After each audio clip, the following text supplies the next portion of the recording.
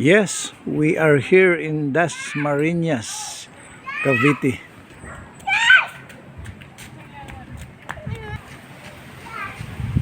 Nandito tayo sa bahay ng aking kapatid na si Daisy. At ang asawa niya ay si Attorney Reyna. At ito yung mga nakita natin ngayon ay ito yung anak ni Attorney Reyna na si Miyaming na aking pamangkin at ang kanyang hubby, kanyang husband na si Binje. Okay. Ito ay expert din sa power up ito.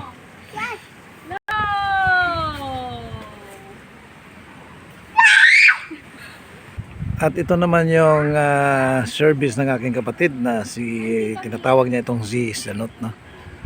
So nagkita si Sanot at saka yan naman ang tinatawag kong si Not, no? So galing tayong Mindanao, guys, nakarating tayo dito sa Dasmariñas, Cavite.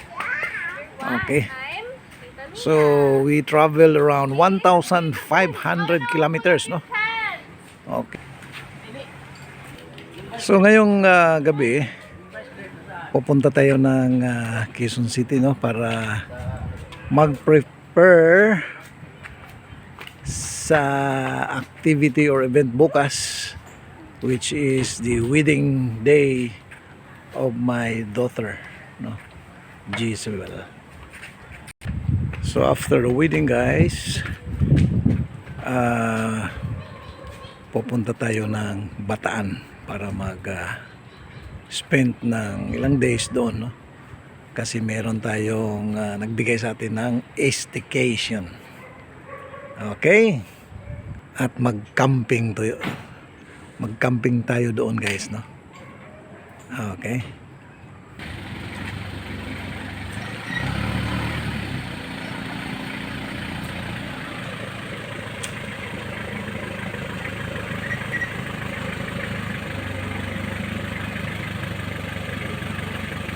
Ayan, guys.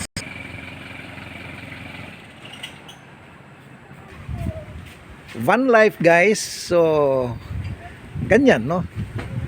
Ano ba ang purpose natin sa van? Di pwede tayong matulog, pwedeng magluto, pwedeng mag-camping. Wala man tayong mamahalin na guys, na owning. Pero meron tayong DIY na owning na it serves the purpose, no? Okay. So, after Quezon City, guys, didiretso tayo ng Bataan. Okay. So, that's right yet.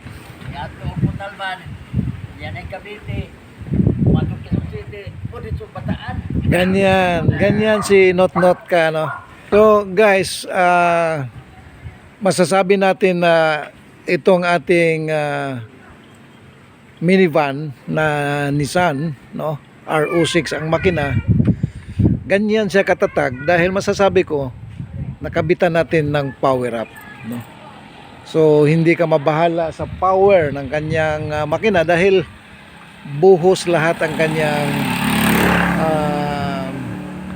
pagsunog ng kanyang fuel, no? So walang wastage ang fuel, guys. Okay? Yang nakikita nyo ngayon, guys, yan ang kapatid ko, guys, na taga Dasmariñas, no? So mga kapatid, mga kapamilya, iyan ang update natin ngayon dito sa trip namin sa Metro Manila. Ang masasabi ko lang sa inyo, lahat dyan, don't move your channel, steady lang kayo dyan.